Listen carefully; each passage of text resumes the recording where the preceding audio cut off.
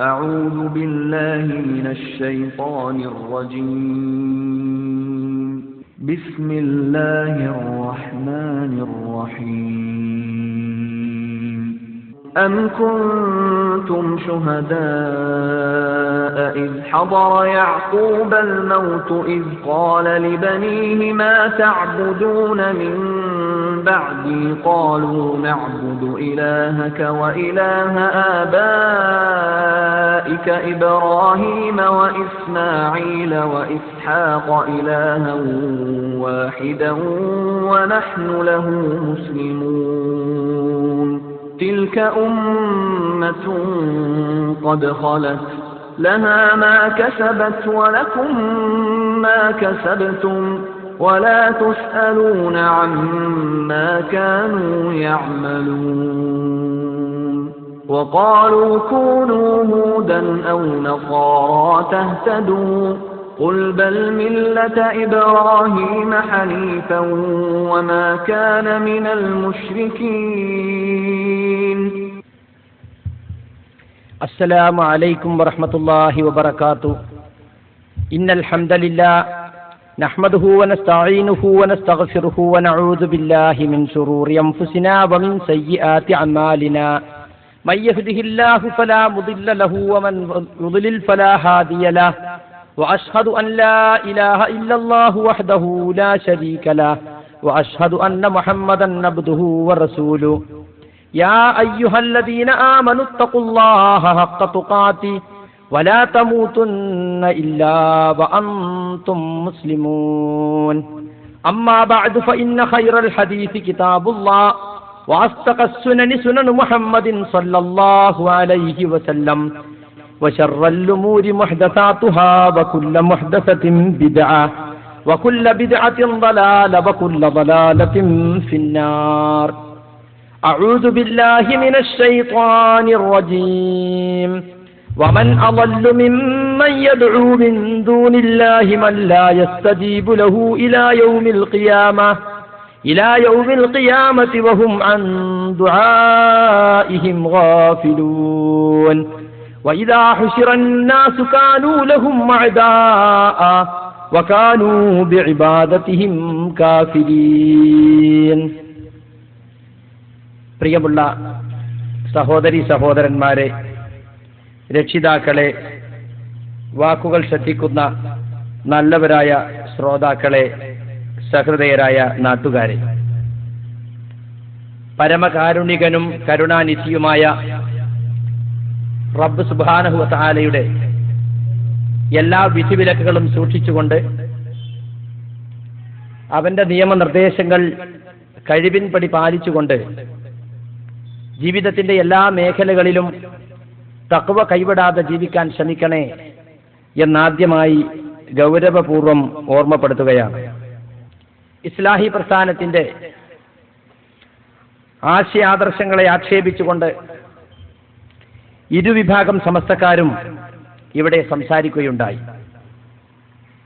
6-7 പതിറ്റാണ്ടുകൾക്ക് മുമ്പേ ഇസ്ലാഹി പ്രസ്ഥാനത്തിന്റെ ആശയങ്ങൾ വേരുപിടിച്ച ഈ പ്രസ്ഥാനത്തിന്റെ ഈറ്റില്ലമെന്നറിയപ്പെടുന്ന ഈ കടവത്തൂർ പ്രദേശത്ത് ഈ പ്രസ്ഥാനത്തെ ഒന്ന് പരസ്യമായി മൈക്കുകെട്ടി വിമർശിക്കാൻ സാധിക്കുക എന്നാൽ തന്നെ വലിയ സന്തോഷമായിട്ടാണ് ഈ പ്രസ്ഥാനത്തിന്റെ എതിരാളികൾ കാണുന്നത്.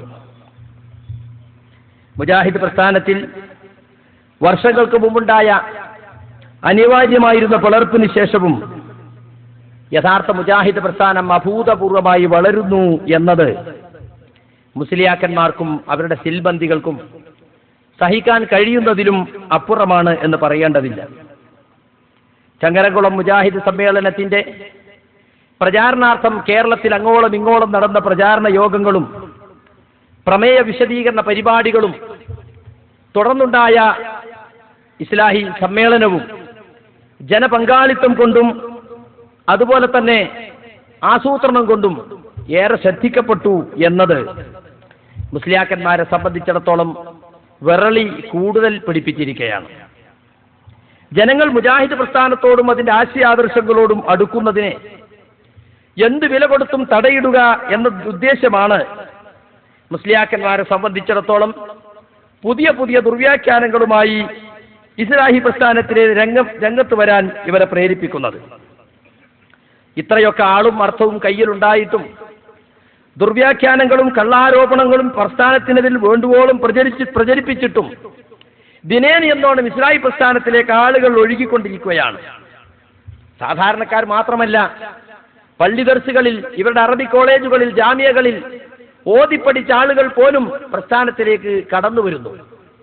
ഈ അടുത്ത കാലത്താണ് പട്ടാമ്പിക്കാരനായ മുസ്തഫ അൽ കാമിലി സഖാഫി ഇസ്ലാഹി പ്രസ്ഥാനത്തിലേക്ക് സധൈര്യം കടന്നു വന്നത്. ചാരന്മാരായി കടന്നു വന്ന ചിലരൊക്കെ സാലത്തൂർ ഫൈസിയെ പോലുള്ള ചില ആളുകൾ, ഒന്നോ രണ്ടോ ആളുകൾ തിരിച്ചു പോയിട്ടുണ്ടെങ്കിലും അതിന്റെ എത്രയോ ഇരട്ടി ആളുകൾ എല്ലാവിധ വിമർശനങ്ങളും ഏറ്റുവാങ്ങിക്കൊണ്ട്, ത്യാഗങ്ങൾ സഹിച്ചുകൊണ്ട് ഈ പ്രസ്ഥാനത്തിലേക്ക് കടന്നു വരുന്ന കാഴ്ചയാണ് ദിനേന എന്നോണം കണ്ടുകൊണ്ടിരിക്കുന്നത്. ഇസ്ലാഹ് മാസിക വായിക്കുന്നവർക്കറിയാം, ഓരോ മാസവും അനുഭവങ്ങളിലൂടെ എന്ന് പറഞ്ഞുള്ള പങ്ക്തി പുതുതായി ഇസ്ലാഹി പ്രസ്ഥാനത്തിലേക്ക് കടന്നു വരുന്ന ആളുകളുടെ അനുഭവങ്ങൾ വിശദീകരിക്കാനുള്ളതാണ്.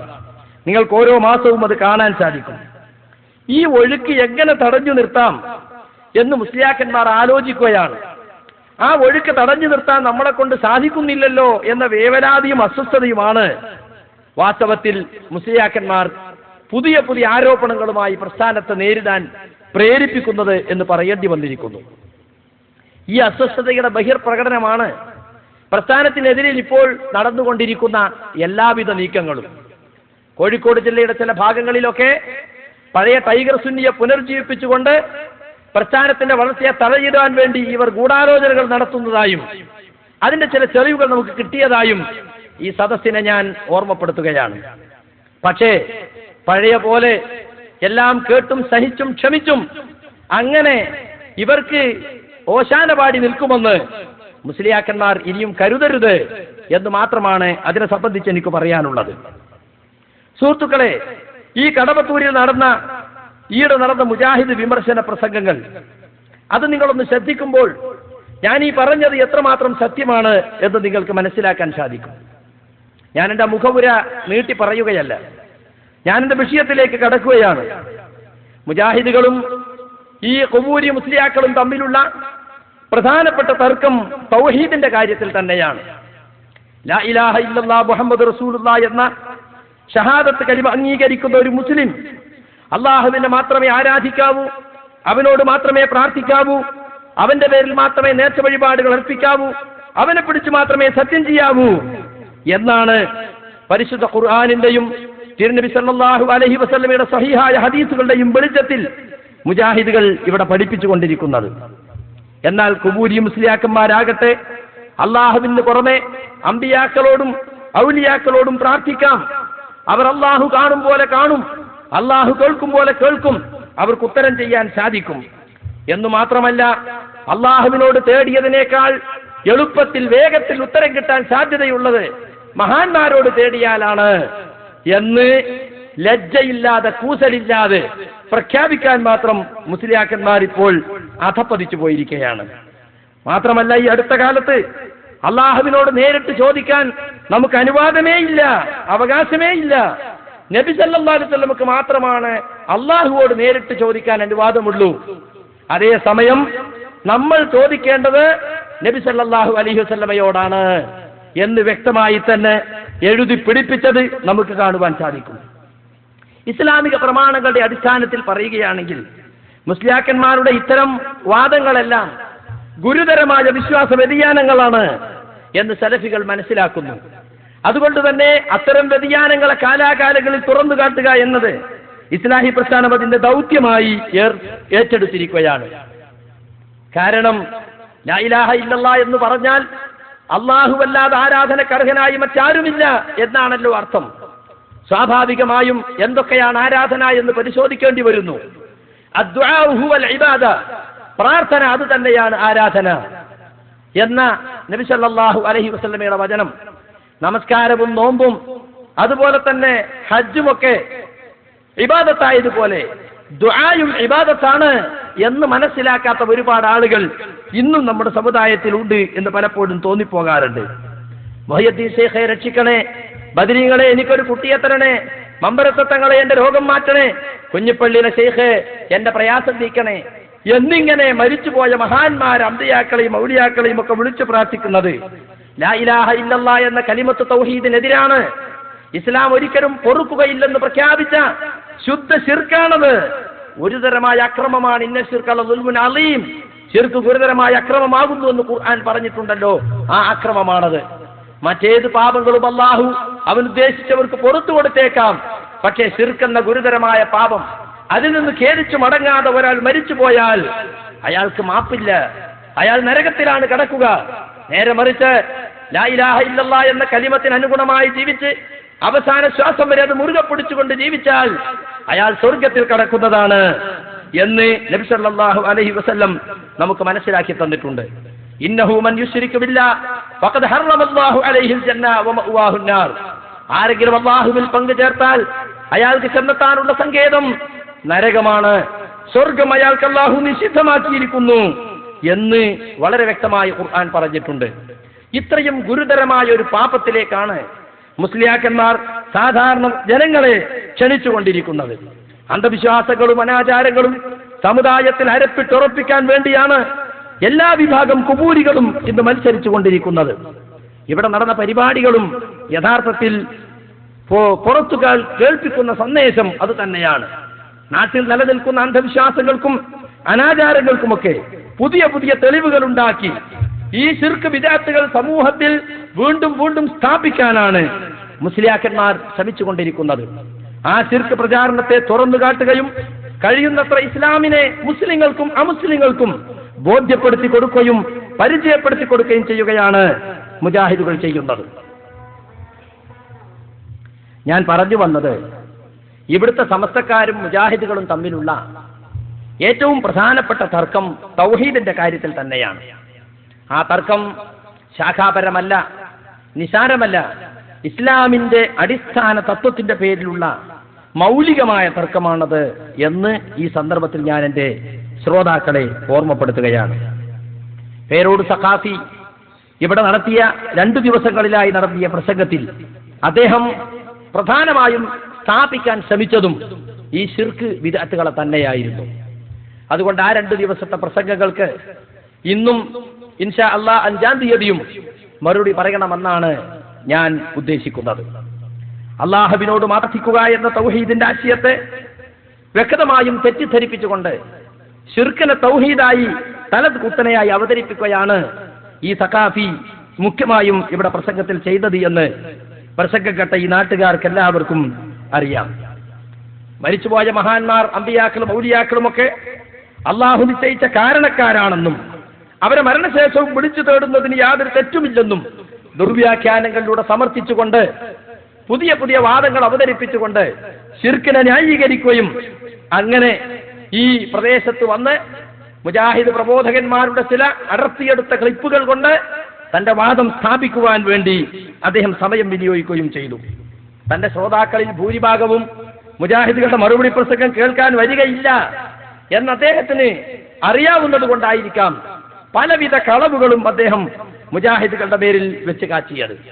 ഇൻഷാ അല്ലാഹ് അതെല്ലാം തുറന്നു കാട്ടുകയാണ് ഈ പ്രസംഗം കൊണ്ട് ഞങ്ങൾ പ്രധാനമായും ഉദ്ദേശിക്കുന്നത്.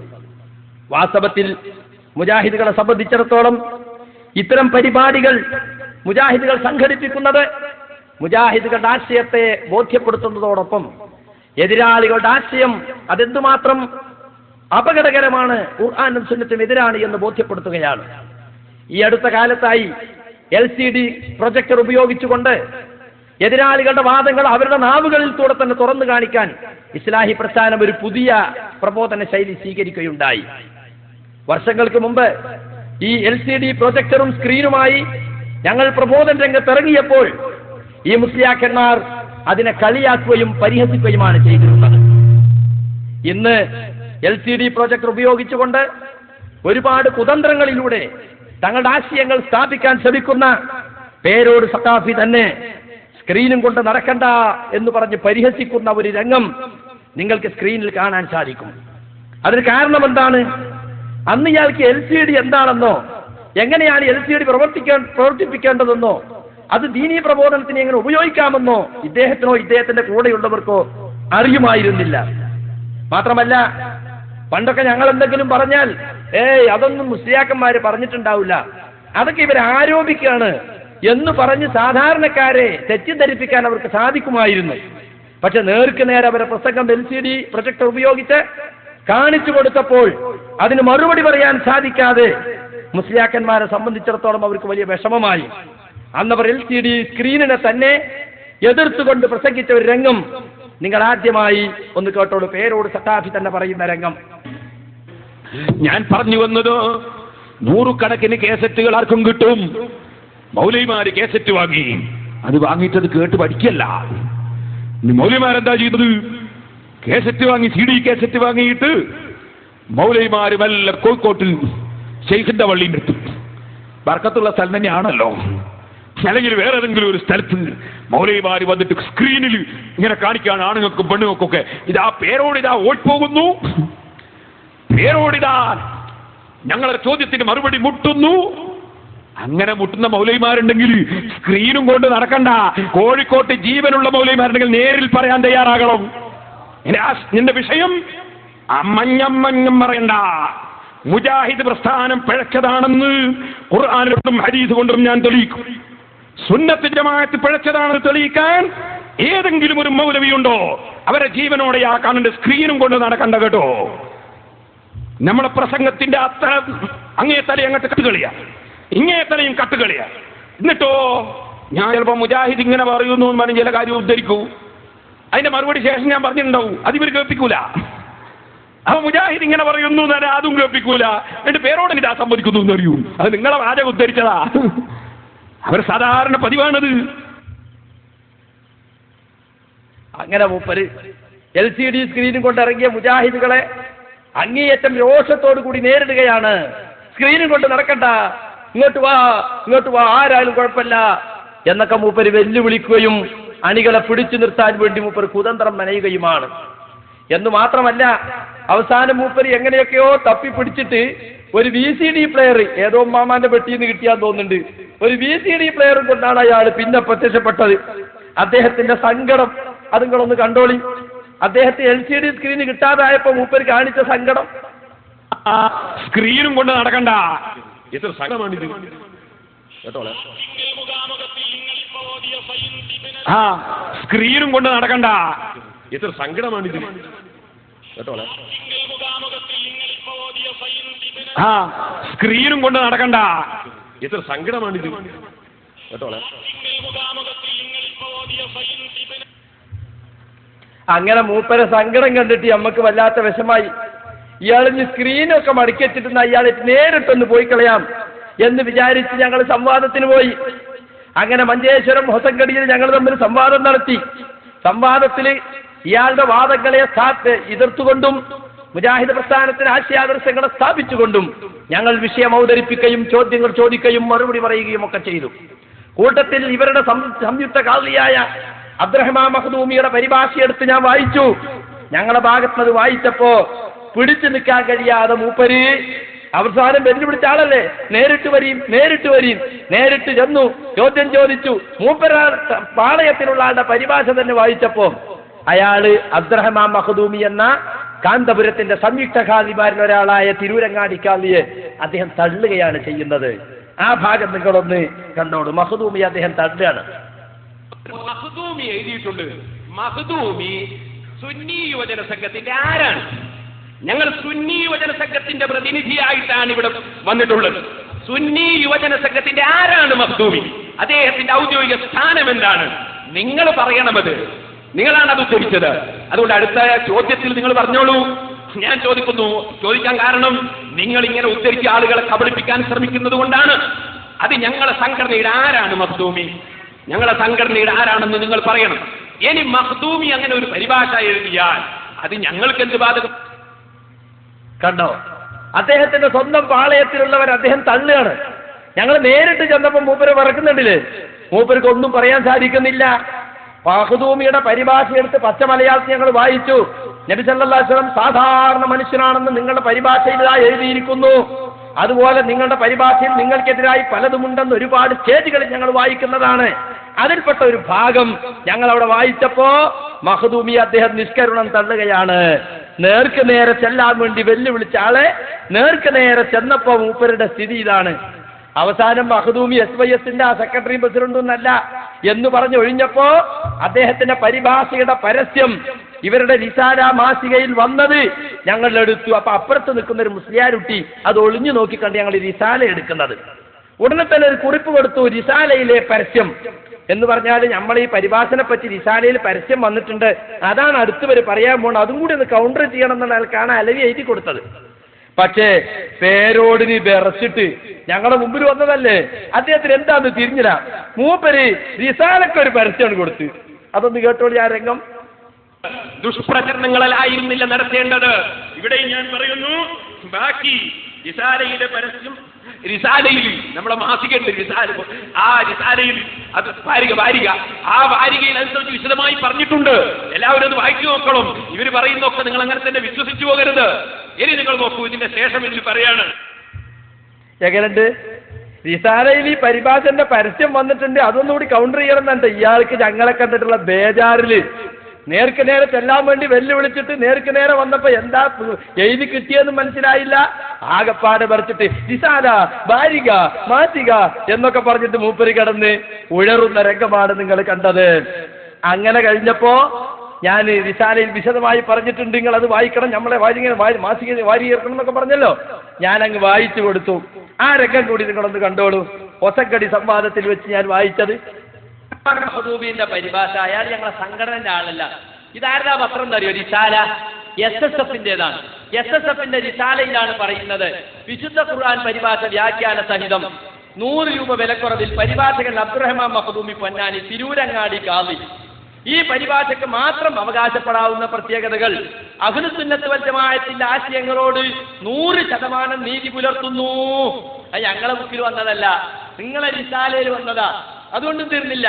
ഖുർആൻ പാരായണം ചെയ്യുന്നതോടൊപ്പം അർത്ഥവും ആശയവും മനസ്സിലാക്കാൻ ഉതകുന്ന മലയാളത്തിലെ ഏറ്റവും നല്ല പരിഭാഷ.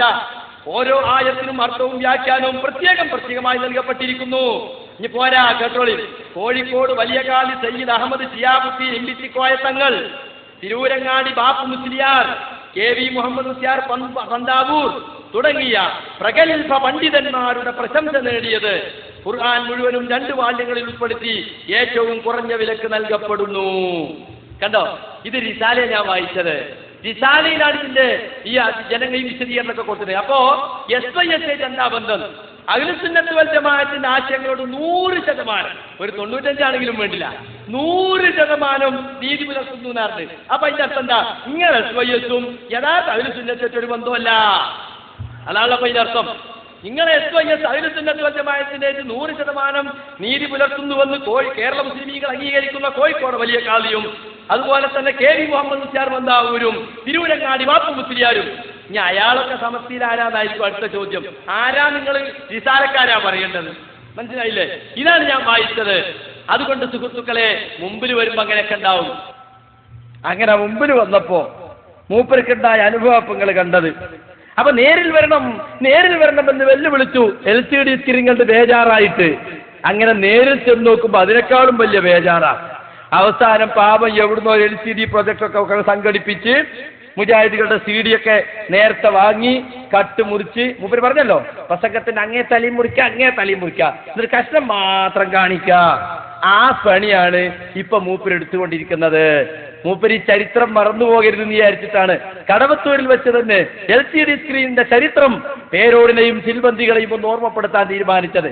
കടവത്തൂരിൽ വന്നിട്ട് അദ്ദേഹം മുജാഹിദ് ബാലുശ്ശേരിയുടെ ഒരു പ്രസംഗത്തിൽ കാണിച്ച കൃത്രിമം നിങ്ങളൊന്ന് കണ്ടോളി. പക്ഷെ ഈ മൗലവി ഒരു കാര്യം പറയുന്നുണ്ട്, എന്താ അറിയില്ല, ഞങ്ങൾ ആരെയും നിങ്ങൾ വിശ്വസിക്കരുത് എന്ന് പറയുന്നത്. അത് നേപ്പിച്ചോട്ടാ മതി. ശരിക്കും വിശ്വാസികളെ, മുസ്ലിങ്ങളെ ഒരാളെയും വിശ്വസിക്കരുത്.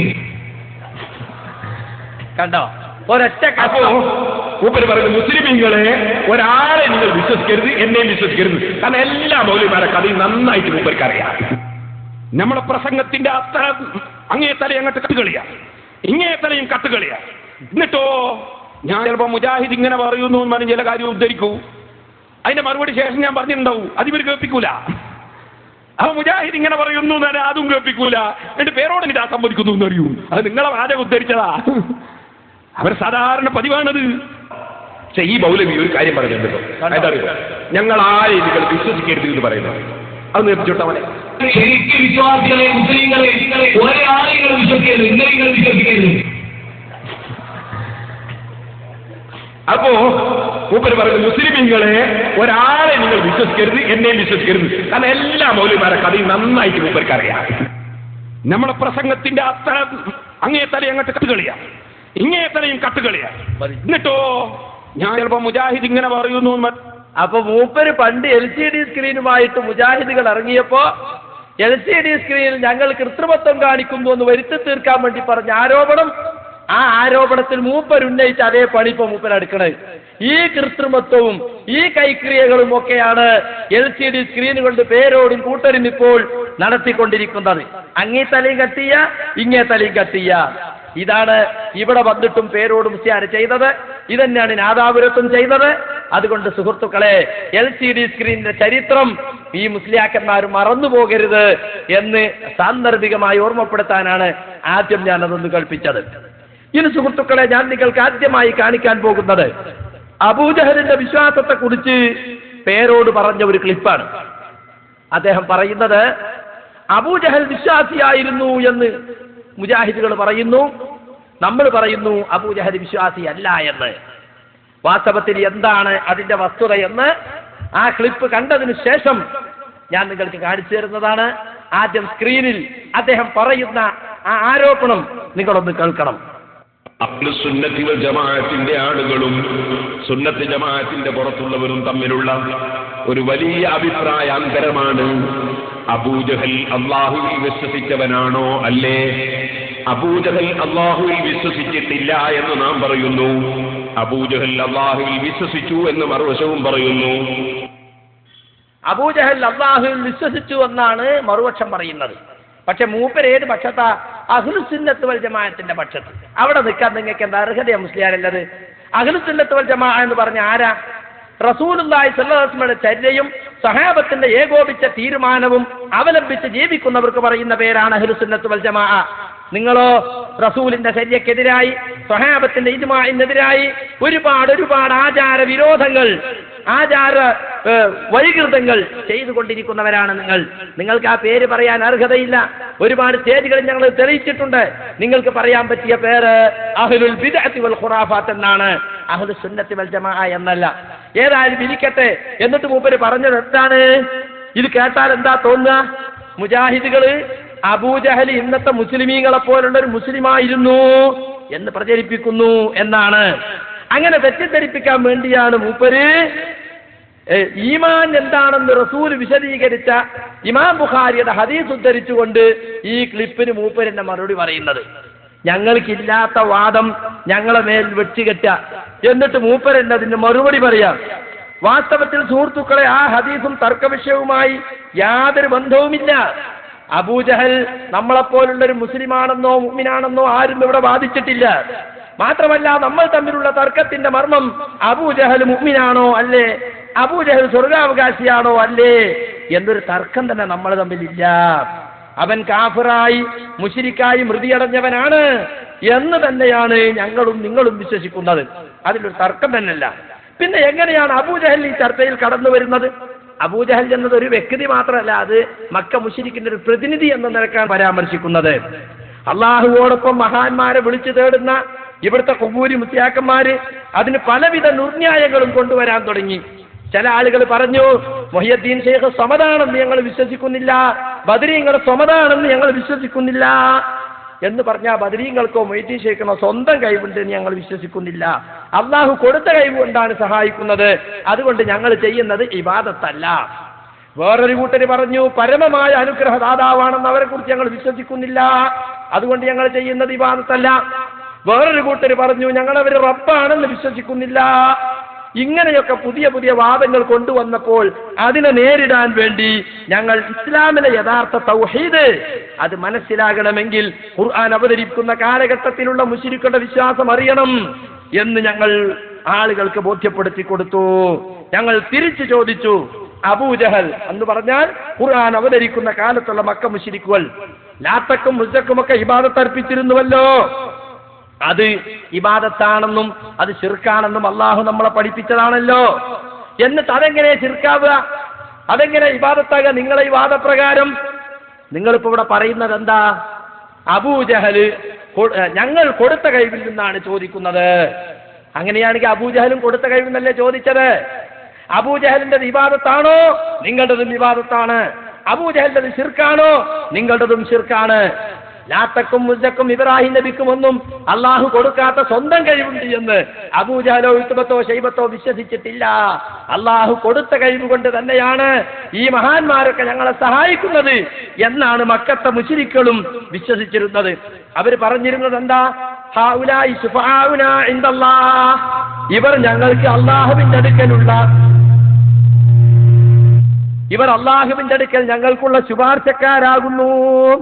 അതായത് ഞങ്ങളെ ദൈവങ്ങൾക്ക് സ്വന്തം കഴിവില്ല, എല്ലാ കഴിവുകളുടെയും അധിപനായ അള്ളാഹുവിൽ നിന്ന് ശുപാർശ ചെയ്ത് വാങ്ങിത്തരുന്നവരാകുന്നു ഞങ്ങളെ ദൈവങ്ങൾ എന്നാണ് അവർ വിശ്വസിച്ചിരുന്നത്. അപ്പോ ഞങ്ങളെ ദൈവങ്ങൾ സമതാണെന്നോ റബ്ബാണെന്നോ സ്വയം കഴിവുള്ളവരാണെന്നോ ഒന്നും അവർ വിശ്വസിച്ചിരുന്നില്ല എന്ന് ഇതിൽ നിന്ന് വ്യക്തമായി. അതുകൊണ്ട് ഈ ചർച്ചയിലേക്ക് അബൂജഹൽ കടന്നു വരുന്നത് ഈ വഴിക്കാണ് എന്ന് നിങ്ങൾ മനസ്സിലാക്കണം. അല്ലാതെ അബൂജഹൽ മുസ്ലിമാണെന്നോ സ്വർഗാവകാശിയാണെന്നോ ആരും ഇവിടെ വാദിച്ചിട്ടില്ല.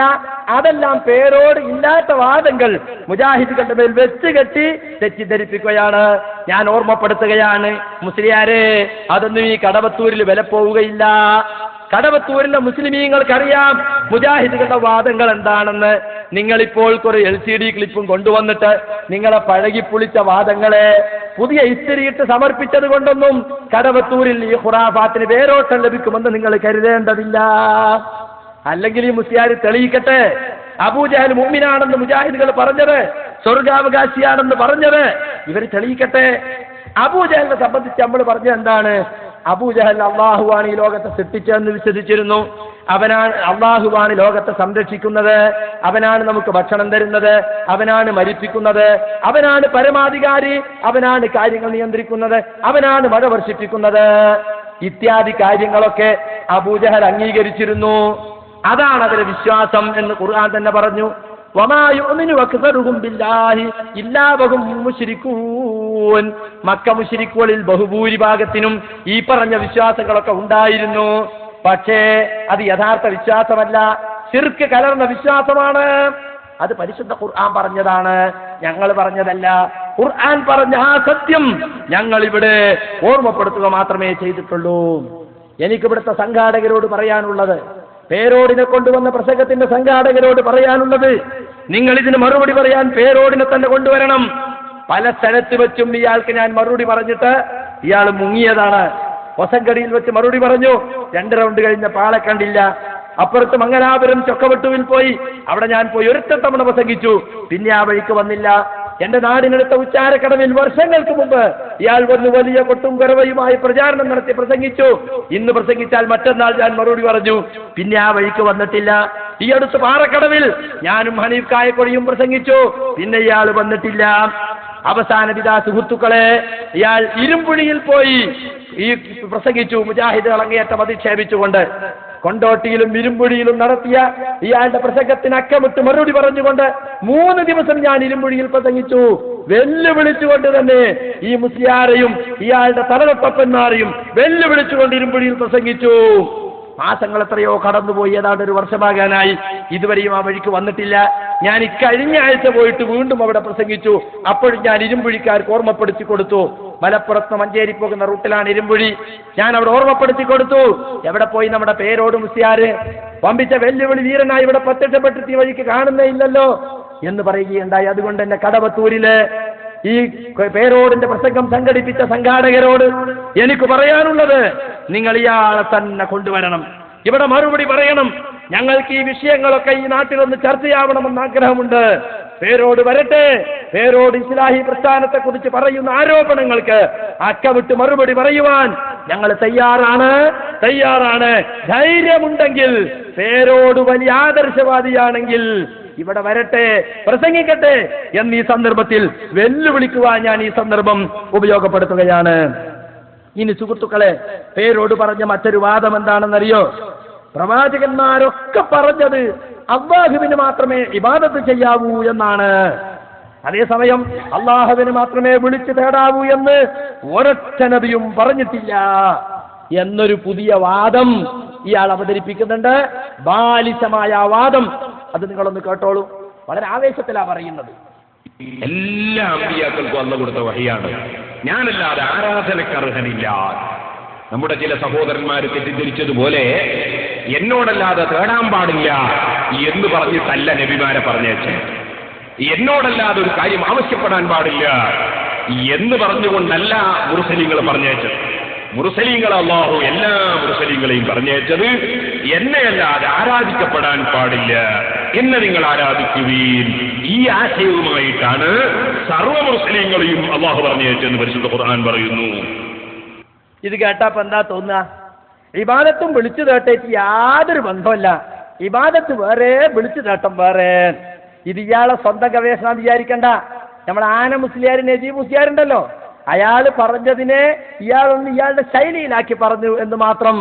എല്ലാ അമ്പിയാക്കളും വന്നിട്ട് അള്ളാഹുവിന് മാത്രം ഇബാദത്ത് ചെയ്യണമെന്നേ പറഞ്ഞിട്ടുള്ളൂ, അള്ളാഹിനെ മാത്രം വിളിച്ചു തേടണമെന്ന് പറഞ്ഞിട്ടില്ല. അങ്ങനെ പറഞ്ഞാൽ തന്നെ മതി. അള്ളാഹുവിന് മാത്രമേ ഇബാദത്ത് ചെയ്യാവൂ എന്ന് പറഞ്ഞാൽ അതിൽ നിന്ന് കേട്ടവർക്കൊക്കെ മനസ്സിലാകും അള്ളാഹിനോട് മാത്രമേ ദുആ ചെയ്യാൻ പാടുള്ളൂ. അള്ളാഹ്ക്ക് വേണ്ടി മാത്രമേ നിങ്ങൾ നിസ്കരിക്കാവൂ, അള്ളാഹ്ക്ക് വേണ്ടി മാത്രമേ നിങ്ങൾ നോമ്പർപ്പിക്കാവൂ, അള്ളാഹ്ക്ക് വേണ്ടി മാത്രമേ നിങ്ങൾ ഹജ്ജ് ചെയ്യാവൂ എന്നൊന്നും പറഞ്ഞിട്ടില്ലല്ലോ. ഇപ്പൊ ഒരു കൂട്ടരെ നിസ്കാരം ഒഴിവാക്കിയിട്ട് ഒരു പുതിയ തരീക്കത്തുണ്ടായി നോക്കുക. അവർ വന്നിട്ട് പറയാണ് അള്ളാഹ്ക്ക് മാത്രമേ ഇബാദത്ത് എടുക്കാൻ പാടുള്ളൂ എന്നാണ് അമ്പിയാക്കളൊക്കെ പറഞ്ഞത്. നിസ്കാരം അള്ളാഹ്ക്ക് വേണ്ടി തന്നെയാകണമെന്ന് ഒരൊറ്റ നബിയും പറഞ്ഞിട്ടില്ല. പിന്നെ വേറെ തരീക്കത്ത് വന്നു, അവർ നോമ്പ് ഒഴിവാക്കി. അവരും പറയാണ് അള്ളാഹ്ക്ക് വേണ്ടി മാത്രമേ നോമ്പെടുക്കണമെന്ന് ആ ഒറ്റ നബിയും പറഞ്ഞിട്ടില്ല. അത് പറയേണ്ടതില്ല പേരോടെ. അള്ളാഹ്ക്ക് മാത്രമേ ഇബാദത്ത് എടുക്കാവൂ എന്ന് പറഞ്ഞാൽ ഇബാദത്തിന്റെ എല്ലാ ഇനങ്ങളും അവന് മാത്രമേ അർപ്പിക്കാവൂ. പിന്നെ നിസ്കാരം അള്ളാഹ്ക്ക് മാത്രം, നോമ്പ് അള്ളാഹ്ക്ക് മാത്രം, ഹജ്ജ് അള്ളാഹ്ക്ക് മാത്രം, ദുആ അള്ളാഹ്ക്ക് മാത്രം എന്ന് പറയേണ്ടതില്ല. കേട്ടവർക്കൊക്കെ അത് മനസ്സിലാകും. മൻ അബദ ശൈഅൻ ദഅഉ ഇലാ ലിഹാജതിഹി. ഏതെങ്കിലും ഒരു വസ്തുവിന് ആരെങ്കിലും ആരാധിച്ചാൽ അതിനോട് പ്രാർത്ഥിക്കും. അത് സ്വാഭാവികമാണ്. എന്റെ ആരാധ്യനാണ് ഈ വസ്തു അല്ലെങ്കിൽ ഈ ശക്തി എന്ന് പറഞ്ഞാൽ അതിനോട് പ്രാർത്ഥിക്കൂല എന്നില്ല. ആരാധനയുടെ ഒരു ഭാഗം തന്നെയാണ് വാസ്തവത്തിൽ പ്രാർത്ഥന. അദ്ദുആഹു നൗഉൻ മിൻ അൻവാഇൽ ഇബാദ. ഇബാദത്തിന്റെ ഇനങ്ങളിൽപ്പെട്ട ഒരു ഇനമാകുന്നു ദുആ. അപ്പൊ ആരാധിക്കരുത്, ലാ തഅബുദു ഇല്ലല്ലാഹ് എന്ന് പറഞ്ഞാൽ തന്നെ അവർക്ക് മനസ്സിലായി അള്ളാഹിനോടല്ലാതെ പ്രാർത്ഥിക്കാൻ പാടില്ല എന്ന്. മറ്റൊരു ഭാഷയിൽ പറഞ്ഞാൽ ഇബാദത്ത് എന്നത് പൊതുവായ ആമായൊരു പദപ്രയോഗമാണ്, ആമായൊരു വിഷയമാണ്. അതിനെ ഒരു ഇനം മാത്രമാകുന്നു ദുആ. അതുകൊണ്ട് പേരോട് മുസ്ലിയാരെ ഈ ജാതി പൊട്ട പോയത്തങ്ങളൊന്നും പറഞ്ഞ് ഇവിടെ ഞെളിയാൻ നിൽക്കണ്ട. അല്ലാഹുവിന്റെ ഖുർആനും അതിന് സലഫു സാലിഹീകൾ നൽകിയ ശരിയായ വ്യാഖ്യാനവും ഞങ്ങളെ മുമ്പിലുണ്ട്. മുഹമ്മദ് മുസ്തഫ സല്ലല്ലാഹു അലൈഹി വസല്ലമയുടെ ഹദീസും സഹാബത്തിന്റെ നടപടിക്രമവും ഞങ്ങളെ മുമ്പിലുണ്ട്. അതെല്ലാം വെച്ച് നിങ്ങളുടെ ഇത്തരം പുത്തൻ വാദങ്ങളെ ഞങ്ങൾ നേരിടുക തന്നെ ചെയ്യും എന്നീ സന്ദർഭത്തിൽ ഓർമ്മപ്പെടുത്തുകയാണ്. ഞാൻ സമയമില്ലാത്തത് കൊണ്ട് വല്ലാതെ വിശദീകരിക്കുന്നില്ല. ഇയാളുടെ മറ്റൊരു വാദം കേട്ടോളൂ. അങ്ങേയറ്റത്തെ ഗുണം പ്രതീക്ഷിച്ചുകൊണ്ടുള്ള ബഹുമാനമാണ് ആരാധന എന്ന് ഇബാദത്തിന് ഇയാളുടെ വകയായി ഒരു പുതിയ നിർവചനം വെച്ച് കാറ്റുന്നുണ്ട്. അത് നിങ്ങൾ സ്ക്രീനിൽ നേരിട്ട് കേട്ടോളി. അങ്ങേയറ്റത്തെ ഗുണം പ്രതീക്ഷിച്ചുകൊണ്ടുള്ള ബഹുമാനമാണ് ആരാധന. അതിനർഹൻ അള്ളാഹു മാത്രമേ ഉള്ളൂ എന്നതാണ് ഇസ്ലാമിന്റെ വിശ്വാസം. അതാണ് ഖുർആൻ പഠിപ്പിക്കുന്ന വിശ്വാസം. അതാണ് ലാ ഇലാഹ ഇല്ലല്ലാഹ്. ഇനി ഒരു മുസ്ലിമായ മനുഷ്യൻ ലാ ഇലാഹ ഇല്ലല്ലാഹ് വിശ്വസിക്കുന്ന മനുഷ്യൻ ആരെ ബഹുമാനിക്കുന്നുണ്ടെങ്കിലും അതല്ല അങ്ങേയറ്റത്തെ ഗുണം നൽകുന്നവനെന്ന നിലക്കുള്ള ബഹുമാനമല്ല, മറിച്ച് അള്ളാഹു കൊടുക്കുന്ന കഴിവുണ്ട്, അള്ള കൊടുക്കുന്ന നന്മയുണ്ട്, അള്ള കൊടുക്കുന്ന പവറുണ്ട് എന്ന നിലക്കുള്ള ബഹുമാനമാണ്. അതുകൊണ്ട് അതെല്ലാം കേവലം ബഹുമാനമാണ്, ആരാധനയാകുന്നില്ല. ഇതൊക്കെ സിറാജിന്റെ പേര് തന്റെ കുട്ടികൾക്ക് ഓതി കൊടുക്കുമ്പോ പറഞ്ഞാൽ മതി. മൈക്ക് കെട്ടി മനുഷ്യന്റെ മുമ്പിൽ പറയും ഇത്തരം വിഡ്ഢിത്തം. സുഹൃത്തുക്കളെ, എന്താ ഇബാദത്തിന് മുൻഗാമികളൊക്കെ നൽകിയ നിർവചനം? നമുക്കിടയിൽ തർക്കമില്ലാത്ത വിഷയമല്ലേ അത്? അഖസാഗായത്തിൽ ഖുദൂഇ വതദല്ലുലി, അങ്ങേയറ്റത്തെ വിനയത്തിന്റെയും താഴ്മയുടെയും പ്രകടനം എന്നാണ് എല്ലാ മുഫസ്സിരീകളും അംഗീകരിച്ചിട്ടുള്ളത്. ഇയാളെ ഇതെന്താക്കി? അങ്ങേയറ്റത്തെ ഗുണം പ്രതീക്ഷിച്ചുകൊണ്ടുള്ള ബഹുമാനം. അങ്ങനെ ഒരു നിർവചനം മുൻഗാമികൾ ആരെങ്കിലും പറഞ്ഞിട്ടുണ്ടോ? ഞങ്ങളാണ് മുൻഗാമികളെ തള്ളിയത്. പാരമ്പര്യമില്ലാത്തവര്, പഴയകാല ഇമാമുകളുടെ നിർവചനത്തെ തള്ളി പുതിയ നിർവചനം ഉണ്ടാക്കിയത് എന്നൊക്കെ ആരോപിക്കുന്ന ഈ മുസ്ലിയാര് സ്വന്തം വക നിർവചനം ഉണ്ടാക്കിയിരിക്കുകയാണ്. എന്നിട്ട് പറയാണ്, ഇതാണ് ഖുർആനിൽ പറഞ്ഞിട്ടുള്ളത്, ഇത് തന്നെയാണ് ലാ ഇലാഹ ഇല്ലല്ലാഹ് എന്ന്.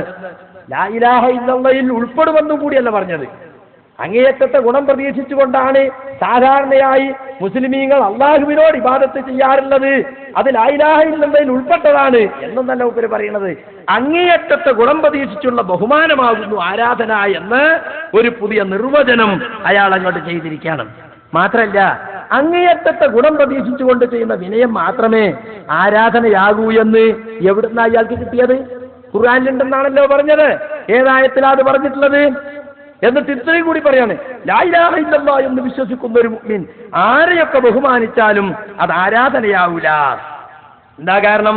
അള്ളാഹുവിന്റെ കഴിവ് കൊണ്ടല്ലാതെ, അള്ളാഹു തീരുമാനിക്കാതെ ഇയാൾക്കൊന്നും ചെയ്യാൻ സാധ്യമല്ല. അള്ളാഹു കൊടുക്കുന്ന കഴിവുണ്ട്, അള്ളാഹു കൊടുക്കുന്ന പവറുണ്ട് എന്ന നിലക്കാണ് ബഹുമാനിക്കുന്നത്. ഇത് തന്നെയാണ് അബൂജഹലും പറഞ്ഞത്. അബൂജഹൽ പറഞ്ഞതും അബൂ ഖുർസിയാരുടെ അനുയായി പറയുന്നതും ഇപ്പോൾ ഒന്ന് തന്നെയാണ്. ലാത്തക്കും മുസ്സക്കും സ്വന്തം കഴിവുണ്ട് എന്ന് അവർ വിശ്വസിച്ചിട്ടില്ല.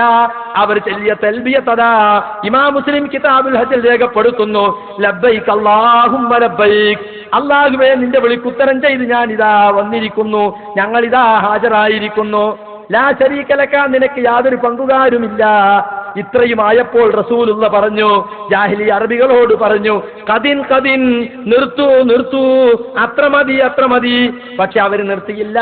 അവർ വീണ്ടും പറഞ്ഞു, ഇല്ല ശരീക്കൻ, ഒരു പങ്കുകാരുമില്ല എന്ന് പറഞ്ഞ ശേഷം ഒരു പങ്കുകാരനുണ്ട്, ഒരു തരം പങ്കുകാരനുണ്ട്, ഹുവലക, ആ പങ്കുകാരൻ നിനക്കുള്ളതാണ്. തംലിക്കുഹുവ, പങ്കുകാരനെ അല്ലാഹുവേ നീയാണ് ഉടമപ്പെടുത്തുന്നത്. വമാ മലക, ആ പങ്കുകാരൻ എന്തിനെയൊക്കെ ഉടമപ്പെടുത്തുന്നുവോ അതിന്റെ ഉടമസ്ഥനും നീയാണ്. എന്ന് പറഞ്ഞാൽ ഞങ്ങളെ പങ്കുകാര് സ്വതന്ത്ര പങ്കുകാരല്ല, അള്ളാഹു കൊടുത്ത കഴിവുകൊണ്ട് സഹായിക്കുന്ന അള്ളാഹുവിന്റെ കീഴിലുള്ള പങ്കുകാരാണ്, അള്ളാഹുവിന്റെ അധീനത്തിലുള്ള പങ്കുകാരാണ്. ലാത്തക്കും മുസ്സക്കും സ്വന്തം കഴിവില്ല, അള്ളാഹു കൊടുത്ത കഴിവാണ്. ഇതല്ലേ അബൂജഹലും വിശ്വസിച്ചത്? അബൂജഹൽ ഈ വിശ്വാസത്തിലല്ലേ ലാത്തക്കും മുസ്സക്കും ഇബാദത്തെടുത്തത്? അപ്പോൾ ആ നിലക്കുള്ള വിശ്വാസം കൊണ്ടാണ് നിങ്ങൾ അമ്പിയാക്കൾക്കും ഔലിയാക്കൾക്കുമൊക്കെ പ്രാർത്ഥനകളും നേർച്ചകളും വഴിപാടുകളും ഒക്കെ അർപ്പിക്കുന്നതെങ്കിൽ അബൂജഹൽ ചെയ്തത് ശിർക്കായതുപോലെ, അത് അള്ളാഹ് ഇബാദത്തായി കണക്കാക്കിയതുപോലെ, അല്ലാഹു സുബ്ഹാനഹു വ തആല അത് ശിർക്കാണെന്ന് പ്രഖ്യാപിച്ചതുപോലെ നിങ്ങൾ ചെയ്യുന്നതും ഇബാദത്താണ്, ശിർക്കാണ്. പക്ഷേ അല്ലാഹു സുബ്ഹാനഹു വ തആല പഠിപ്പിച്ച ഇബാദത്തല്ല. അവൻ അത് പരിഗണിക്കുകയുമില്ല എന്നത് വേറെ കാര്യം. പരിഗണിച്ചോ പരിഗണിച്ചില്ലേ എന്നതല്ല, ഇബാദത്താകുമോ ഇല്ലേ എന്നതാണ് പ്രശ്നം. ഇനി സുഹൃത്തുക്കളെ, ഈ വിദണ്ഡ വാദത്തിന് ശേഷം അയാൾ പിന്നെ പറയുന്നത് എന്താണെന്നോ, മുഹമ്മദ് നബിയെയും അദ്ദേഹവുമായി ബന്ധപ്പെട്ടതിനെയൊക്കെ ഞങ്ങൾ ബഹുമാനിക്കുന്നുണ്ട്, അതൊന്നും അള്ളാഹനെ ബഹുമാനിക്കുന്നത് പോലെയല്ല. പിന്നെയോ അള്ളാഹു കൊടുക്കുന്നവനാണ്, മുഹമ്മദ് നബി സപ്ലൈ ചെയ്യുന്ന സപ്ലയർ മാത്രമാണ്. അതൊന്ന് കേട്ടോളൂ. മുപ്പര പുത്തൻ വാദങ്ങൾ ഓരോന്നോരോന്നായി കടവത്തൂരിന്റെ മണ്ണിൽ വന്നിട്ട് അയാൾ പുലമ്പിയിരിക്കുകയാണ്. കേൾക്കണം നിങ്ങളതൊക്കെ. ഓർക്കണം, മുഹമ്മദ് നബി സല്ലല്ലാഹു അലൈഹി വസല്ലമ തങ്ങളുമായി ബന്ധപ്പെട്ട മുഴുവൻ വിഷയത്തെയും സഹാബത്ത് ബഹുമാനിച്ചു, ആദരിച്ചു. പക്ഷേ ആ ബഹുമാനം അള്ളാഹനെ ബഹുമാനിക്കും പോലെ അല്ല.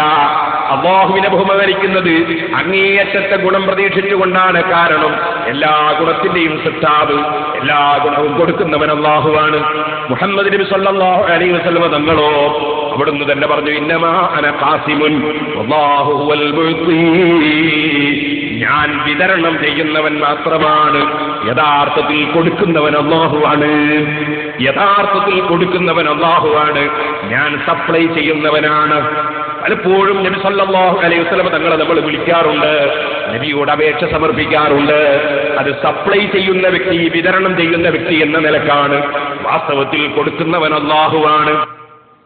സുഹൃത്തുക്കളെ, നമ്മളൊക്കെ പരസ്പരം അപേക്ഷിക്കാറുണ്ട്, ചോദിക്കാറുണ്ട്. കഴിവിൽപ്പെട്ട കാര്യങ്ങൾ കിട്ടിയാൽ മറ്റുള്ളവർക്ക് സപ്ലൈ ചെയ്യാറുമുണ്ട്. അതിന് നബിയാകണമെന്നില്ല. പക്ഷേ നബി സല്ലല്ലാഹു അലൈഹി വസല്ലമയുടെ വഫാത്തിന് ശേഷവും നബി സപ്ലൈ ചെയ്യുമെന്ന് വിചാരിച്ച് റസൂലിന്റെ ഖബറുകൾ പോയിക്കൊണ്ടോ അല്ലാതെയോ നബിയോട് അപേക്ഷിച്ചാൽ, നബിയോട് ചോദിച്ചാൽ അത് ശിർക്കാണ്. അബൂജഹലും പറഞ്ഞത് ഇതന്നല്ലേ, ലാത്തയും ഉസ്സയും കൊടുക്കുന്നവരാണ്, സ്വയം കൈയുള്ളവരാണെന്ന് പറഞ്ഞോ? ഇല്ല, അള്ളാഹുവിൽ നിന്ന് വാങ്ങിക്കൊടുക്കുന്നവരാണ്.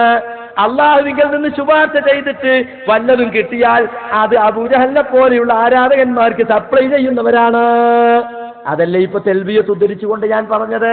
വാസ്തവത്തിൽ അബൂജഹൽ എന്തുകൊണ്ട് മുശ്രിക്കായി എന്ന വിഷയം ശരിക്കു പഠിക്കുമ്പോൾ മാത്രമാണ് ഇസ്ലാമിലെ തൗഹീദ് നമുക്ക് മനസ്സിലാകുന്നത്. ഹസ്രത്ത് ഉമർ ഫാറൂഖ് റളിയല്ലാഹു അൻഹു പറഞ്ഞില്ലേ, ഇന്നമാ തൻഖുദു ഉറൽ ഇസ്ലാമി ഉർവതൻ ഉർവതൻ ഇദാ നശഅ ഫിൽ ഇസ്ലാമി മൻ ലാ യഅരിഫുൽ ജാഹിലിയ്യ. ഇസ്ലാം വരുന്നതിന് മുമ്പുള്ള ജാഹിലിയ വിശ്വാസങ്ങള്, ആചാരങ്ങള് എന്താണെന്ന് മനസ്സിലാക്കാത്ത ഒരാള് ഇസ്ലാമിക സമുദായത്തിൽ വളർന്നു വന്നാൽ ഇസ്ലാമിന്റെ പിരികൾ ഒന്നൊന്നായി അഴിഞ്ഞു പോകുന്നതാണ്. എന്ന് പറഞ്ഞാൽ യഥാർത്ഥ ഇസ്ലാം അത് കടന്നു വന്നപ്പോൾ അവിടെ ഉണ്ടായിരുന്ന വിശ്വാസങ്ങൾ, ആചാരങ്ങൾ എന്താണെന്ന് പഠിക്കണം. അപ്പോൾ മാത്രമാണ് ഏത് വിശ്വാസങ്ങളെയാണ് ഇസ്ലാം തുടച്ചു നീക്കിയത്, ഏത് വിശ്വാസങ്ങളെയാണ് ഇസ്ലാം സ്ഥാപിച്ചത്, ഏത് ആചാരങ്ങളെയാണ് ഇസ്ലാം ഇല്ലായ്മ ചെയ്തത്, ഏത് ആചാരങ്ങളെയാണ് ഇസ്ലാം പുനഃസ്ഥാപിച്ചത് എന്നൊക്കെ മനസ്സിലാവുകയുള്ളൂ എന്നാണ് ഹസ്രത്ത് ഉമർ ഫാറൂഖ് പറഞ്ഞതിന്റെ പൊരുൾ. അതുകൊണ്ട് തന്നെ ഇസ്ലാഹി പ്രസ്ഥാനം തൗഹീദ് പഠിപ്പിക്കുമ്പോൾ ആദ്യകാലം മുതൽക്ക് തന്നെ ജാഹിലിയ അറബികളുടെ വിശ്വാസങ്ങൾ, ഖുർആൻ അവതരിക്കുന്ന കാലത്തുള്ള മക്ക മുശ്രിക്കുകളുടെ വിശ്വാസങ്ങൾ ജനങ്ങളോട് ഓർമ്മപ്പെടുത്തി കൊടുത്തു. ഇപ്പോഴും അത് ഓർമ്മപ്പെടുത്തുന്നത് ഈ ഒരർത്ഥത്തിൽ തന്നെയാണ്. അതുകൊണ്ട് സുഹൃത്തുക്കളെ, മുസ്ലിയാർ ഇവിടെ പറയുന്നത് ഞങ്ങൾ നബിയോട് ചോദിക്കുന്നുണ്ട്, അപേക്ഷിക്കുന്നുണ്ട്. ജീവിച്ചിരിക്കുന്ന കാലത്ത് റസൂലിന്റെ സന്നിധിയിൽ നിന്ന് സഹാബത്ത് ചോദിച്ചതിനെ പറ്റിയല്ല. അങ്ങനെയാണെങ്കിൽ തർക്കമില്ല, നബിയോട് അവർ ചോദിച്ചിട്ടുണ്ട്, പലതും നബി സഹായിച്ചിട്ടുമുണ്ട്. പക്ഷേ റസൂലിൽ നിന്ന് അകന്നു നിൽക്കുന്ന സന്ദർഭത്തിൽ ദൂരസ്ഥലങ്ങളിൽ വെച്ച് അവർക്ക് എന്തെങ്കിലും ഒരാവശ്യമുണ്ടായപ്പോ അവർ റസൂലിനെ വിളിച്ച് ചോദിച്ചിട്ടുണ്ടോ? ഉമർ ഫാറൂഖ് റളിയല്ലാഹു അൻഹു അമ്മാർ ഇബ്നു യാസിറും യാത്ര പോകുന്നു. അവിടെ വെച്ച് അവർക്ക് ജനാബത്തുണ്ടായി, കുളിക്കാൻ വെള്ളം കിട്ടിയില്ല. എന്താ ചെയ്തത്? മൃഗം കടന്നുരുളുന്നത് പോലെ ഞാൻ മണ്ണിൽ കടന്നുരുണ്ടു.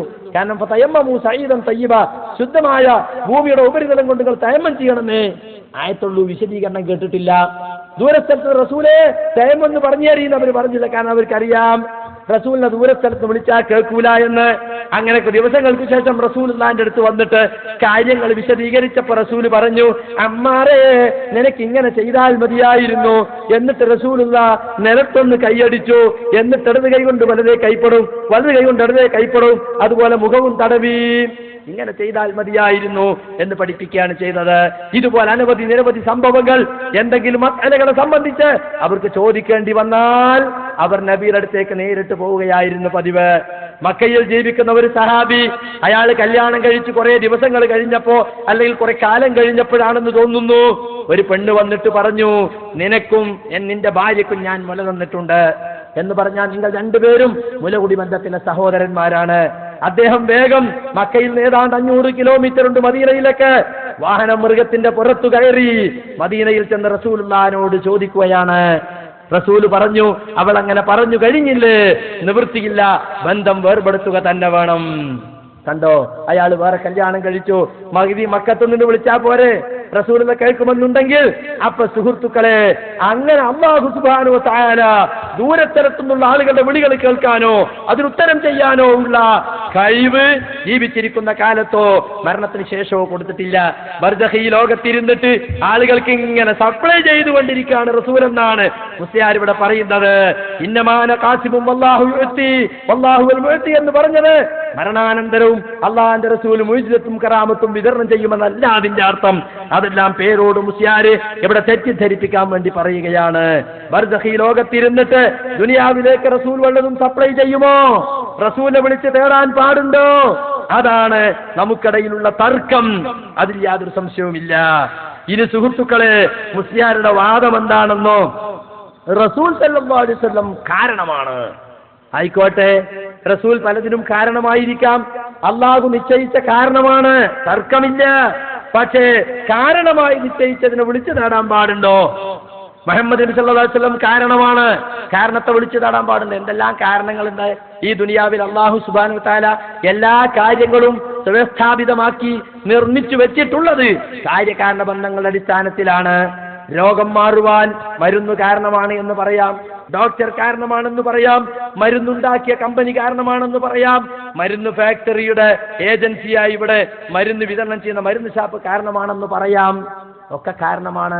പക്ഷേ ഡോക്ടർ കാരണമാണല്ലോ എന്ന നിലക്ക് ഡോക്ടർ മരണപ്പെട്ട ശേഷം എന്റെ രോഗം മാറ്റിത്തരണേ എന്ന് പറയാൻ പറ്റുമോ?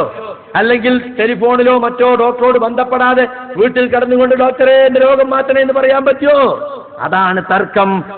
അതാണ് തർക്കത്തിന്റെ മർമ്മം. അതാണ് യഥാർത്ഥത്തിൽ അബൂജഹൽ പറഞ്ഞതും ഇത്തരം ഒരു കാരണവാദം തന്നെയല്ലേ എന്ന് നിങ്ങളൊന്ന് ചിന്തിച്ചു നോക്കൂ.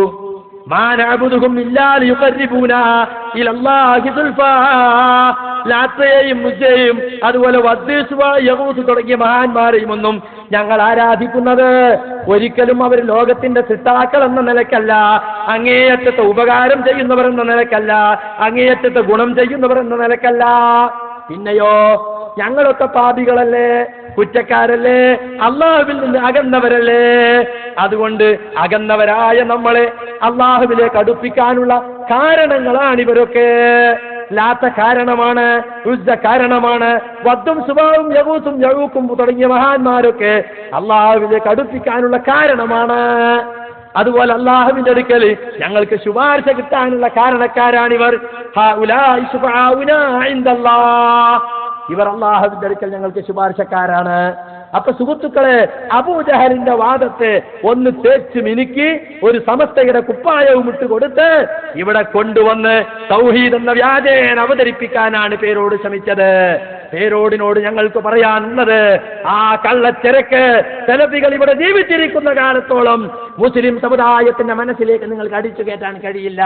നിങ്ങളുടെ വാലാട്ടികളും റാൻമൂളികളുമായ ആളുകൾക്ക് നിങ്ങൾ വേണമെങ്കിൽ ക്ലാസ് എടുത്തോളൂ. പക്ഷേ ഇത്തരത്തിലുള്ള പരസ്യമായ സ്റ്റേജിൽ വെച്ച് ഈ കാരണവാദവും പറഞ്ഞിനി നടക്കണ്ട. കുറെ കാലമായി കാരണമാണ് കാരണമാണ് കാരണമാണ്. കാരണത്തെക്കുറിച്ച് ഞങ്ങൾക്ക് തർക്കമില്ല. കാരണത്തോട് പ്രാർത്ഥിക്കാൻ പാടുണ്ടോ? അള്ളാഹു നിശ്ചയിച്ച ഒരു കാരണവും ശിർക്കാണെന്ന് ഞങ്ങൾ പറഞ്ഞിട്ടില്ല. പക്ഷേ അള്ളാഹു നിശ്ചയിക്കാത്ത കാരണങ്ങളായി സ്ഥാപിച്ചുകൊണ്ട് ആ കാരണത്തിന്റെ മറവിൽ ശിർക്ക് സ്ഥാപിക്കാനാണ് ഇയാൾ ശ്രമിക്കുന്നത്. ഇനി സുഹൃത്തുക്കളെ, ഇയാൾ വളരെ ആവേശത്തിൽ നേരത്തെ പറഞ്ഞ ആ പൊട്ടപ്പോയത്തം തന്നെ മറ്റൊരു ശൈലിയിൽ പറയുന്നുണ്ട്. ഒരാൾ മുസ്ലിം ആകണമെന്നുണ്ടെങ്കിൽ അള്ളാഹുവിനോട് മാത്രം പ്രാർത്ഥിക്കണമെന്ന് അള്ളാഹു പറഞ്ഞിട്ടില്ല, റസൂൽ പറഞ്ഞിട്ടില്ല എന്നാണ് ലജ്ജയില്ലാതെ അയാൾ പറയുന്നത്. നിങ്ങൾ ആ ഭാഗം ഒന്ന് കേട്ടോളൂ. ഇയാളെ നിങ്ങൾ വിലയിരുത്തണം. അതിനുവേണ്ടി അത് നേർക്ക് നേരെ കാണിക്കുന്നത്. ഓരോറ്റ മുശ്രിക്കിനോടും അള്ളാഹുവും പറഞ്ഞില്ല, അള്ളാഹിന്റെ റസൂലും പറഞ്ഞില്ല. എന്ത്? നിങ്ങൾ ഇസ്ലാമിലേക്ക് വരണമെങ്കിൽ അള്ളാഹിനോടല്ലാതെ തേടാൻ പാടില്ല എന്ന് ഞാൻ ഉറപ്പിച്ച് പ്രഖ്യാപിക്കുന്നു എന്ന് പറയണമെന്ന് പറഞ്ഞില്ല. അള്ളാഹിനോടല്ലാതെ തേടാൻ പാടില്ല എന്ന് ഞാൻ ഉറപ്പിച്ച് പ്രഖ്യാപിക്കുന്നു എന്ന് പറഞ്ഞാൽ ഒരാളും ഒരു മുസ്ലിക്ക് മുസ്ലിമാകുമെന്ന് ഒരു ഖുർആനിലും മറ്റുള്ള ഒരു ഹദീസിലും പറഞ്ഞില്ല. അങ്ങനെ പറയണമെന്നില്ല. അള്ളാഹുവിന് മാത്രം ഇബാദത്ത് എടുക്കണം എന്ന് പറഞ്ഞാൽ തന്നെ മതി. അത് കേട്ടവർക്കൊക്കെ മനസ്സിലാകും ഇബാദത്തിന്റെ ഒരു ഇനമാണ് പ്രാർത്ഥന, വിളിച്ചു തേട്ടം. അപ്പൊ ലാ തഅബുദു ഇല്ലല്ലാഹ് വഅബുദുല്ലാഹ വലാ തുശ്രികൂ ബിഹി ശൈആ. നിങ്ങൾ അല്ലാഹനെ ആരാധിക്കണം, അവനോട് യാതൊന്നിനെയും പങ്കു ചേർക്കരുത് എന്ന് ആവർത്തിച്ച് പറഞ്ഞാൽ തന്നെ മുഅ്മിനീങ്ങൾക്ക് മനസ്സിലാകും, അന്നത്തെ മുശ്രിക്കീങ്ങൾക്കും മനസ്സിലാകും, ഇന്നത്തെ പേരോടിനും മനസ്സിലായിട്ടുണ്ട്. പക്ഷേ ജാറ വ്യവസായം നിലനിൽക്കണമെങ്കിൽ അള്ളാഹുവിനോട് മാത്രം ആളുകൾ പ്രാർത്ഥിച്ചാൽ പിന്നെ ഇവിടെ ജാറങ്ങളുണ്ടോ, നേർച്ചയുണ്ടോ, പൂരമുണ്ടോ, ഉത്സവമുണ്ടോ, മുസ്ലിയാക്കന്മാർക്ക് ശാപ്പാടുണ്ടോ? അതില്ലല്ലോ. കൈമണിയുണ്ടോ? ഒന്നുമില്ല. അതുകൊണ്ട് അള്ളാഹുവിനോട് മാത്രം പ്രാർത്ഥിക്കണമെന്ന് അള്ളാഹു പറഞ്ഞിട്ടില്ല, റസൂൽ പറഞ്ഞിട്ടില്ല എന്ന് പറയാണ്. അള്ളാഹ് പറഞ്ഞത് പഠിച്ചു വെച്ചോ. ഖുൽ ഇന്നമാ അദ്ഉ റബ്ബി ഫലാ ഉശ്രികു ബിഹി അഹദാ. ഖുൽ, നബിയെ പറയണം, ലോകത്തോട് പ്രഖ്യാപിക്കണം. എന്താ പറയേണ്ടത്? ഇന്നമാ അദ്ഉ റബ്ബി, ഞാൻ എന്റെ റബ്ബിനോട് മാത്രമേ പ്രാർത്ഥിക്കുകയുള്ളൂ. വലാ ഉശ്രികു ബിഹി അഹദാ, അവനോട് കൂടെ മറ്റാരെയും പങ്കുചേർക്കുകയില്ല. കണ്ടോ? അപ്പൊ അള്ളാഹുവിനോട് മാത്രം പ്രാർത്ഥിക്കണം എന്ന് പറഞ്ഞിട്ടില്ലേ? അള്ളാഹു റസൂലും കൂടി പറഞ്ഞതാണ്. അള്ളാഹു റസൂലിനോട് പ്രഖ്യാപിക്കാൻ വേണ്ടി പറയുകയാണ്. കാരണം ദുആ ഇബാദത്താണ്. വഖാല റബ്ബുക്കും ഉദ്ഉനി അസ്തജിബ് ലക്കും, നിങ്ങളുടെ രക്ഷിതാവ് പറഞ്ഞിട്ടുണ്ട്, നിങ്ങൾ എന്നെ വിളിച്ച് തേടൂ, ഞാൻ നിങ്ങൾക്ക് ഉത്തരം ചെയ്യാം. ഇന്നല്ലദീന യസ്തക്ബിറൂന അൻ ഇബാദതി സയദ്ഖുലൂന ജഹന്നമ ദാഖിരീൻ. എനിക്ക് ഇബാദത്തെടുക്കുന്നതിൽ നിന്നും ആരെങ്കിലും അഹങ്കരിച്ച് പിന്മാറിയാൽ അവർ നിന്ദ്യരായിക്കൊണ്ട് നരകത്തിൽ പ്രവേശിക്കുന്നതാണ്. ഇവിടെ ദുആ എന്നതിനെ സംബന്ധിച്ചാണ് ഇബാദത്ത് എന്ന് കൂടി പറഞ്ഞത് ഒരേ ആയത്തിൽ തന്നെ. ഈ ആയത്ത് ഓതിക്കൊണ്ടാണ് അല്ലാഹുവിന്റെ റസൂൽ പറഞ്ഞത് ഇന്ന ദുആ ഹുവൽ ഇബാദ, പ്രാർത്ഥന അതാകുന്നു ഇബാദത്ത്. മുസ്ലിയാക്കന്മാർക്ക് വളരെ തലവേദന ഉണ്ടാക്കുന്ന ഒരു ഹദീസാണിത്. അവർ പറയും ദുആ എന്ന് പറഞ്ഞാൽ വിളിച്ചു, ക്ഷണിച്ചു, പ്രാർത്ഥിച്ചു എന്നൊക്കെ പറയും. ഇംഗ്ലീഷിൽ പ്രയർ നടത്തി എന്നൊക്കെ പറയും. അവിടെ അലിഫ് ലാം ചേർന്നാൽ അലിഫ് ലാം ഇസ്തിഗ്റാഖിന്റെ അല്ലാണോ അതല്ല അഹദിന്റെ അല്ലാണോ എന്നൊക്കെ ചോദിച്ചിട്ട് ഒരു കളി. കല്ലൂർ മുസ്ലിയാർ പറയാണ് ആ വിളി, ഈ വിളി നിശ്ചിത വിളി. അപ്പൊ ഇബാദ എന്ന് പറഞ്ഞാൽ ആ വിളി ഇബാദത്താകുന്നു, ഈ വിളി ഇബാദത്താകുന്നു, നിശ്ചിത വിളി ഇബാദത്താകുന്നു. ഏതാണ് ആ വിളി? അല്ലാഹുവാണ് സമതെന്ന് വിശ്വസിച്ചുകൊണ്ടുള്ള വിളി. ഹായ്, എന്താ വ്യാഖ്യാനം? അഖില കേരള ദുർവ്യാഖ്യാന അസോസിയേഷൻ അവരുണ്ടാക്കിയതാണ്. ഇബാദ എന്ന് പറഞ്ഞ പ്രാർത്ഥന അത് തന്നെയാകുന്ന ആരാധന. പണ്ട് സമസ്തക്കാരും അങ്ങനെ തന്നെയാ പറഞ്ഞിരുന്നത്. ഒരു കല്ലാകട്ടെ, വലിയാകട്ടെ, നബിയാകട്ടെ, മരമാകട്ടെ, ഒന്നിനോടും പ്രാർത്ഥിക്കുന്നത് ഒരു മുസ്ലിമിന്റെ സ്വഭാവമല്ലെന്നും അത് ശിർക്കാണെന്ന് വിശ്വസിക്കാത്തൊരു മുസ്ലിം ഇല്ല എന്നാണ് പണ്ട് കാലത്തെ സമസ്തക്കാർ പറഞ്ഞിരുന്നത്. തഴവ മുഹമ്മദ് കുഞ്ഞു മുസ്ലിയാരുടെ മവാഹിബുൽ ജലി എന്ന ബൈത്ത് കിതാബിൽ കാണാം. എന്താ കാണാ? പ്രാർത്ഥന ഇബാദത്താ ഹബീബേ എന്ന് നുഅ്മാൻ അവർ പറയുന്നു നബിയിൽ നിന്ന്. അതുമാത്രമല്ല ഇബാദത്തിന്നതു മജ്ജയ എന്നും ഹദീസിൽ വന്നതും ശരി തന്നെയാ. പ്രാർത്ഥന ഇബാദത്താണ് എന്ന് നുഅ്മാൻ ഇബ്നു ബശീർ റിവായത്ത് ചെയ്ത ഹദീസിലുണ്ട്. അപ്പൊ അദ്ദുആ ഹുവൽ ഇബാദ എന്ന് പറഞ്ഞാൽ പ്രാർത്ഥന അത് തന്നെയാണ് ആരാധന എന്നാണ് അർത്ഥം പറയേണ്ടത്. മാത്രമല്ല അദ്ദുആ മുഖുൽ ഇബാദ, പ്രാർത്ഥന അത് ഇബാദത്തിന്റെ മജ്ജയാകുന്നു എന്നും ഹദീസിൽ വന്നതും ശരി തന്നെയാ. അല്ലോ, ആ ഹദീസും ശരിയാണ് എന്നാണ് ആര് പറയുന്നത്? തഴവ മുഹമ്മദ് കുഞ്ഞു മുസ്ലിയാർ പറയുന്നത്. അപ്പൊ സുഹൃത്തുക്കളെ, മുസ്ലിയാക്കന്മാരെ സംബന്ധിച്ചിടത്തോളം അവർ ജനങ്ങളെ തെറ്റിദ്ധരിപ്പിക്കുകയാണ്. ലാ ഇലാഹ ഇല്ലല്ലാഹ്, അല്ലാഹു അല്ലാതെ ഇബാദത്തിന് അർഹനില്ല എന്ന് പറഞ്ഞാൽ തന്നെ മതി. ഇബാദത്തിന്റെ ഓരോ ഇനവും പ്രത്യേകം എടുത്തു പറയേണ്ട ആവശ്യമില്ല. ഞാൻ നേരത്തെ പറഞ്ഞതുപോലെ നിസ്കാരം അല്ലാഹു അല്ലാത്തവർക്ക് അർപ്പിക്കരുത്, നോമ്പ് അല്ലാഹു അല്ലാത്തവർക്ക് അർപ്പിക്കരുത്, ഹജ്ജ് അല്ലാഹു അല്ലാത്തവർക്ക് അർപ്പിക്കരുത്. ഇതൊക്കെ കൂടി ഷഹാദത്ത് കലിമയിൽ ഉൾപ്പെടുത്തണമെന്നാണ് മുസ്ലിയാർ പറയുന്നത്. അങ്ങനെ ആവശ്യമില്ല. അല്ലാഹ്ക്ക് മാത്രമേ ഇബാദത്ത് എടുക്കാവൂ എന്ന് പറഞ്ഞാൽ അവർക്കത് മനസ്സിലാകും. മുസ്ലിയാർ പറയുന്നത് പോലെയാണെങ്കിൽ ഇസ്ലാമിലേക്ക് വരുന്നതിന് മുമ്പ് ഔലിയാക്കളെയും അമ്പിയാക്കളെയൊക്കെ വിളിച്ചു തേടിയ ആളുകൾ അവരുണ്ടാവുമല്ലോ. അതുവരെ അവർ വിശ്വസിച്ചിരുന്നത് എന്താണ്? മുസ്ലിയാരുടെ വാദപ്രകാരം അവർ ഇസ്ലാമിൽ വന്ന ശേഷം നബിയാണെന്ന വിശ്വാസത്തിൽ വിളിച്ചാൽ മതി, വലിയാണെന്ന വിശ്വാസത്തിൽ വിളിച്ചാൽ മതി, ദൈവമാണെന്നോ ദൈവപുത്രനാണെന്നോ ദൈവ അവതാരമാണെന്നോ വിശ്വസിക്കാതിരുന്നാൽ മതി. അപ്പോൾ ക്രിസ്ത്യാനിയിൽ നിന്ന് ക്രിസ്ത്യാനിസത്തിൽ നിന്ന് ഇസ്ലാമിലേക്ക് വന്ന സഹാബികളെ നമ്മളൊന്ന് എടുത്ത് പരിശോധിച്ച് നോക്കുക. അദി ഇബ്നു ഹാത്തിം റളിയല്ലാഹു അൻഹു കുരിശുമാല കഴുത്തിലിട്ടുകൊണ്ടാ റസൂലുള്ളാഹിന്റെ സദസ്സിൽ വന്നത്. റസൂൽ അയാൾക്ക് ഇസ്ലാമിനെ കുറിച്ച് പറഞ്ഞു കൊടുത്തു. അയാൾ ഇസ്ലാം മതം സ്വീകരിച്ചു. ഇത് ചരിത്രമല്ലേ? എന്നാൽ അതുവരെ ദൈവപുത്രൻ എന്ന നിലയ്ക്ക് ഈസാ നബിയെ അഥവാ യേശു ക്രിസ്തുവിനെ വിളിച്ചു പ്രാർത്ഥിച്ചിരുന്ന അദി ഇബ്നു ഹാത്തിം റളിയല്ലാഹു അൻഹു ഈസാ നബി അലൈഹിസ്സലാം നബിയാണെന്ന വിശ്വാസത്തിൽ പിന്നീട് അങ്ങോട്ട് വിളിച്ചോ എന്ന് പറഞ്ഞോ? മുഹമ്മദ് നബി പറഞ്ഞോ? മുഹമ്മദ് മുസ്തഫ സല്ലല്ലാഹു അലൈഹി വസല്ലം തൗഹീദ് പ്രബോധനം ചെയ്തപ്പോ ഇബ്രാഹിം നബിയെ നബി എന്ന നിലക്ക് നിങ്ങൾ വിളിച്ചോ? ഇസ്മായിൽ നബിയെ നബി എന്ന നിലക്ക് നിങ്ങൾ വിളിച്ചോ? ലാത്തയെ മഹാൻ എന്ന നിലക്ക് നിങ്ങൾ വിളിച്ചു തേടിക്കോ എന്ന് റസൂൽ പറഞ്ഞിട്ടുണ്ടോ? പറഞ്ഞിട്ടില്ല എന്നതാണ് വാസ്തവം. അതുകൊണ്ട് സുഹൃത്തുക്കളെ, ഇതെല്ലാം മുസ്ലിയാക്കന്മാർ ഉണ്ടാക്കുന്ന പുത്തൻ വാദങ്ങളാണ്. അതുകൊണ്ട് ഒരൊറ്റ മുശ്രിക്കിനോടും അല്ലാഹുവല്ലാത്തവരെ വിളിച്ചു തേടരുത് എന്ന് പ്രത്യേകം പറയണമെന്നില്ല. അല്ലാഹുവല്ലാത്തവർക്ക് ആരാധിക്കരുത് എന്ന് പറഞ്ഞാൽ തന്നെ അതിൽ ഇതെല്ലാം ഉൾപ്പെട്ടിട്ടുണ്ട്. ഇനി സുഹൃത്തുക്കളെ, ISMന്റെ സംസ്ഥാന സെക്രട്ടറി CP സലീമിന്റെ അദ്ദേഹം ഈ സമ്മേളനത്തോടനുബന്ധിച്ച് ഇറക്കിയിട്ടുള്ളൊരു കാസറ്റ്, ആ കാസറ്റിലെ പല ഭാഗങ്ങളെയും തെറ്റിദ്ധരിപ്പിച്ചുകൊണ്ട് പേരോട് കടവത്തൂരിൽ ഒരുപാട് ക്ലിപ്പുകൾ ഇട്ടിട്ടുണ്ട്. അതിന്റെ ചില ഭാഗങ്ങളിലേക്ക് ഞാൻ പ്രവേശിക്കുകയാണ്.